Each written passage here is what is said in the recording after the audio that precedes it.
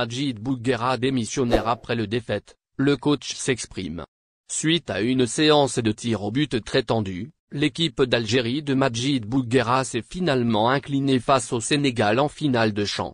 Étant passé à 2 doigts du titre continental, l'ancien défenseur de l'équipe nationale de l'ère de Saadane s'exprime en conférence de presse. Très touché par cette défaite contre le Sénégal, Majid Bouguera revient sur certains points de cette finale et la compétition en général en conférence de presse. On remercie le peuple de nous avoir supportés tout au long de cette compétition, a balancé le coach dans un premier temps.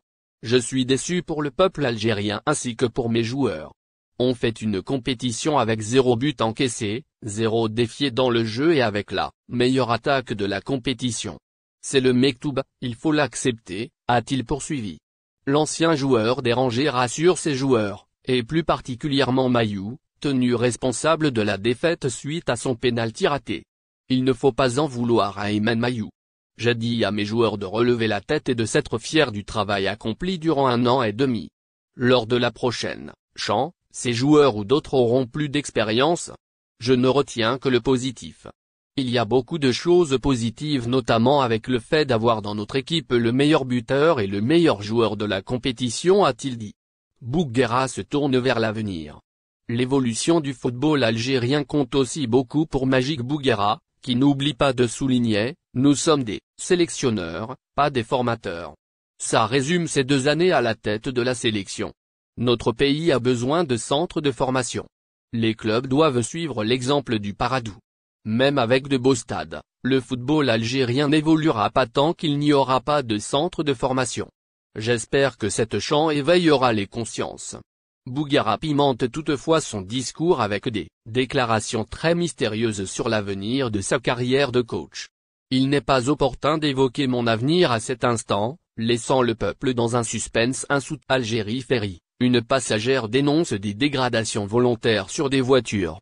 Une passagère ayant fait une traversée vers l'Algérie avec la compagnie maritime française, Algérie Ferry, est loin d'être satisfaite des conditions du voyage. C'est le moins que l'on puisse dire. Dans un témoignage publié sur les réseaux sociaux, elle s'est plainte notamment des incivilités de certains voyageurs qui prennent pour cible des voitures et de l'état des lieux au niveau du bateau. Cette cliente a révélé en fait un phénomène dont on n'entend pas parler jusque-là. La dégradation des véhicules neufs par des jaloux, qu'elle dit avoir constaté lors de sa traversée effectuée récemment. L'accès au bateau est une pure catastrophe, fait-elle en outre remarquer. Les transporteurs sont très jaloux, ces véhicules neufs, ils font tout pour vous rayer et toucher la voiture, a-t-elle en effet souligné. Dans le bateau, ajoute-t-elle, les gens slaloment et dégradent les véhicules, cassent les rétros. Au niveau du bateau, c'est une catastrophe, saleté et incivilité, écrit cette passagère, soulignant que les chambres d'Algérie Ferry sont minuscules.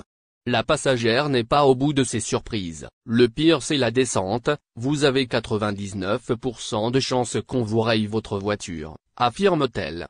Les internautes peu convaincus. Et d'ajouter le comble et le processus de douane du vol sous les yeux. La cliente affirme pour conclure que cette traversée la marquera à vie. Il faut cependant signaler que ce constat ne fait pas l'unanimité et ne semble pas convaincre les internautes. Ils étaient en effet nombreux à contredire cette passagère affirmant qu'elle dramatise un peu trop. Plusieurs personnes ayant commenté la publication ont pour ainsi dire défendu la compagnie maritime française en racontant leurs propres expériences. Ils ont soutenu ainsi qu'ils avaient effectué des traversées sans embâge et sans histoire avec cette entreprise. Ils n'ont pas hésité à louer le personnel des navires. Ils ont en outre indiqué que les conditions de voyage sont loin d'être catastrophiques. La France lâche le Maroc au profit de l'Algérie, selon Economist. Le magazine britannique, Economist, a publié un nouveau rapport dans lequel il estime que la France a abandonné le Maroc pour se rapprocher d'Alger. Apprenez-en plus à ce sujet dans la suite de cette édition du samedi 4 février 2023, en effet, l'hebdomadaire britannique, Economist, a dernièrement publié un rapport qui évoque les relations diplomatiques entre la France, l'Algérie et le Maroc.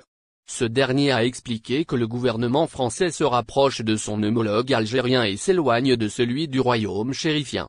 Ce rapprochement entre Algériens et Français s'explique, selon la même source, Par les intérêts économiques et géopolitiques que partagent les deux pays, la visite du président français, Emmanuel Macron, en Algérie en août dernier, en plus de celle du chef d'état-major de l'ANP à Paris, il y a quelques jours. Ce sont donc autant d'éléments qui renforcent cette position. Ce qui ne serait pas le cas du Maroc. C'est ce qu'a encore fait savoir le magazine britannique. Ce dernier a fait donc savoir que le Royaume est responsable, en partie, de la baisse de l'enthousiasme français envers lui. Il a souligné que la principale cause de la dégradation des relations politiques entre la France et le Maroc est l'absence du roi Mohamed VI sur la scène politique internationale. Il s'agit de ce que rapporte le média généraliste Aura. Quel avenir pour les relations franco-algériennes? Par ailleurs, le rapport a indiqué que le souverain du Maroc avait passé environ 4 mois sur le sol français l'année dernière. Et pendant son séjour, dit-on, il n'a pas eu aucune rencontre avec le chef de l'État de ce pays. Ce même rapport a fait savoir que le parti politique du président Macron avait soutenu la résolution du Parlement européen. Celle qui a condamné fermement le Maroc pour ses atteintes aux droits de l'homme. Pour rappel, le gouvernement français avait imposé des sanctions, l'an dernier, aux 3 pays voisins du Maroc. France, une femme tue froidement son sosie algérien pour simuler sa mort. Le meurtre d'une jeune ressortissante algérienne en France, survenu en août 2022, a récemment fait l'objet de nouveaux selon les autorités locales. L'affaire a été résolue grâce à une enquête approfondie, qui a permis d'élucider le mystère sur l'assassinat du sosie algérien d'une femme.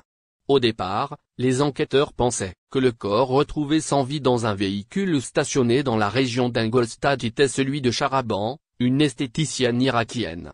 Cependant, après avoir effectué une autopsie sur la victime, ils ont découvert qu'il s'agissait en réalité de Khadija O, une blogueuse d'origine algérienne. L'enquête a rapidement mené à l'arrestation de Charaban et de son complice Chekir, d'origine kosovare. Les 2 individus ont été accusés d'avoir assassiné Khadija pour faire croire à la mort de Charaban. Les différends familiaux graves entre Charaban et ses parents ont été identifiés comme le moteur de leur plan machiavélique. Après de nombreuses tentatives infructueuses, Charaban a finalement réussi à convaincre Khadija de les rejoindre dans leur véhicule, où elle a été poignardée avec plus de 50 coups de couteau. Les 2 criminels ont ensuite conduit leur voiture vers le domicile des parents de Charaban. N'oubliez pas, abonnez-vous à notre chaîne Olive News et activez les notifications pour recevoir nos publications en temps réel.